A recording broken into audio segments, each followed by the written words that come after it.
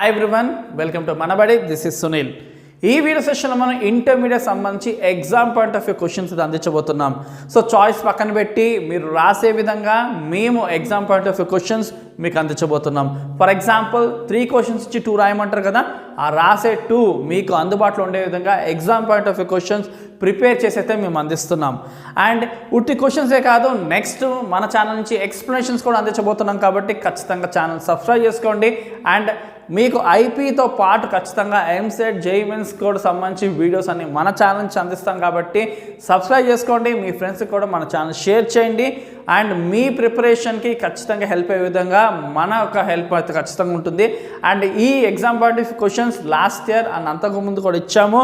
So exam point of view questions వల్ల students, అంతకుముందు students, మీ seniors చాలా లాభపడ్డారు.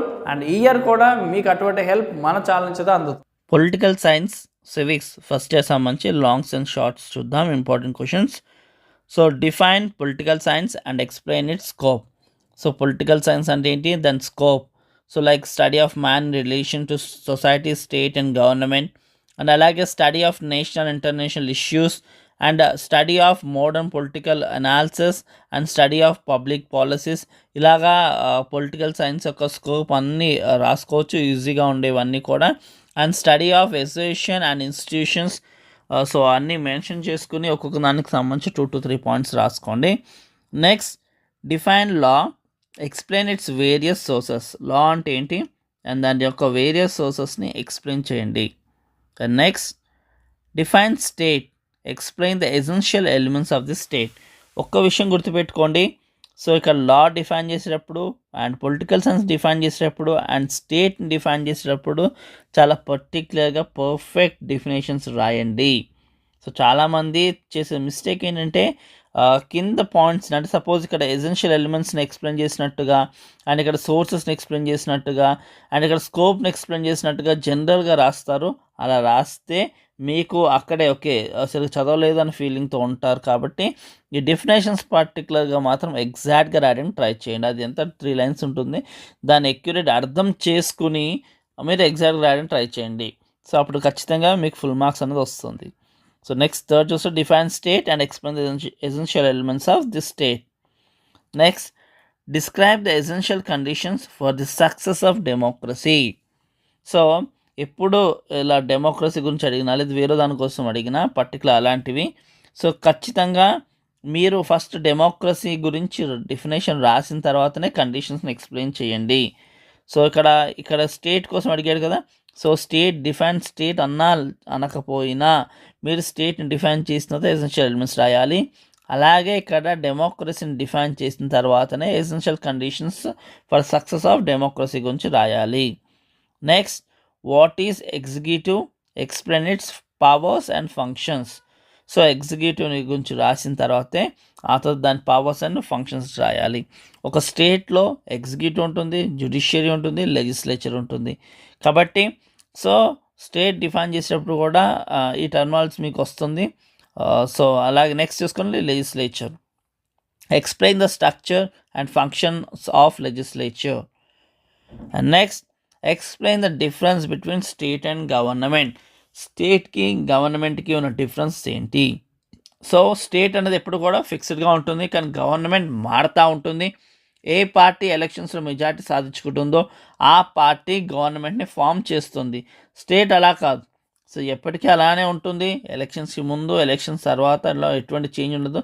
స్టేట్ ఎప్పుడు స్టేట్, గవర్నమెంట్ అలా కాదు. సో డిపెండ్స్ ఆన్ వాళ్ళకి వచ్చిన ఎమ్మెల్యే లేదా ఎంపీ సంబంధించి వాటికి వచ్చిన వాళ్ళకి ఏ పార్టీ అయితే మెజార్టీ సాధిస్తుందో ఆ పార్టీ గవర్నమెంట్ ఫామ్ చేస్తుంది. Next what are the difference between state and society. So ఈ రెండు కూడా చాలా important, state and government and state and society. Next what is sovereignty and explain its characteristic features. Sovereignty అంటే ఏంటి and దాని యొక్క characteristic ఫీచర్స్ని క్లియర్గా ఎక్స్ప్లెయిన్ చేయండి.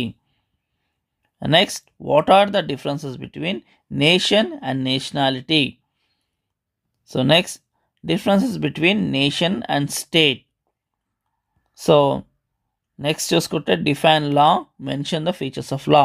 సో ఇక్కడ ఖచ్చితంగా లాని డిఫైన్ చేసిన తర్వాతనే దాని ఫీచర్స్ మీరు చదువుకొని రాయాలి. సో ఆల్రెడీ పైన లాక్ సంబంధించిన డెఫినేషన్స్ పైన కూడా అడిగాడు కదా, సో ఆ లాకి ఈ లా డెఫినేషన్స్ ఒక్కసారి చదువుకుంటే మీరు అదే లాని ఇక్కడ రాసుకోవచ్చు. సో ఇక్కడ సోర్స్ అడిగారు, ఇక్కడ వచ్చి ఫీచర్స్ అడిగే ఛాన్స్ ఉంది.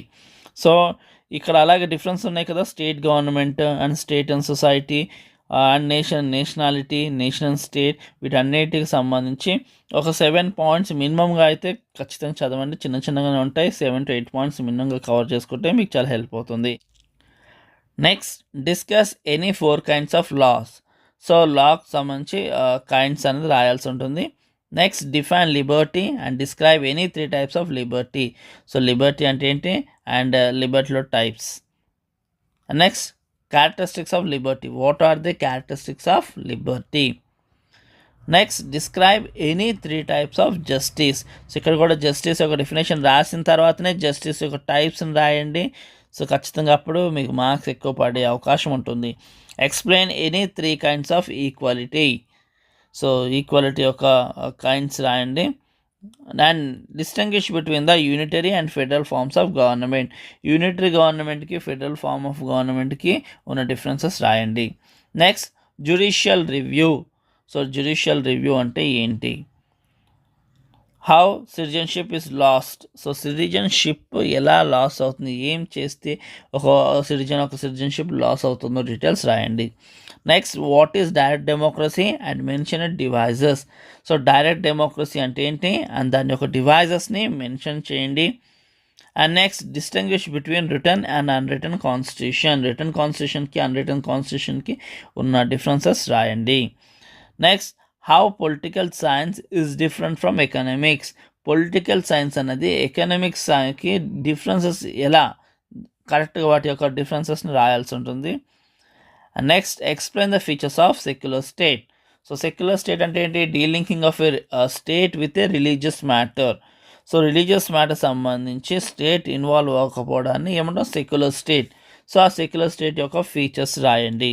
సో ఏ రిలీజియన్ని సపోర్ట్ చేయదు, ఏ రిలీజియన్ని అపోజ్ చేయదు. సో ఆ పాలసీస్ అన్ని కూడా రాయాల్సి ఉంటుంది. Next, explain the merits and demerits of the parliamentary form of government. So ఎప్పుడైతే ప్రైమ్ మినిస్టర్ రోల్గా మూవ్ అవుతుందో అదంతా కూడా పార్లమెంటరీ ఫార్మ్ ఆఫ్ డెమోక్రసీ. అదే ప్రెసిడెంట్ రోల్తో మెయిన్గా ఉంటుంది ప్రెసిడెంట్ ఫార్మ్ ఆఫ్ గవర్నమెంట్.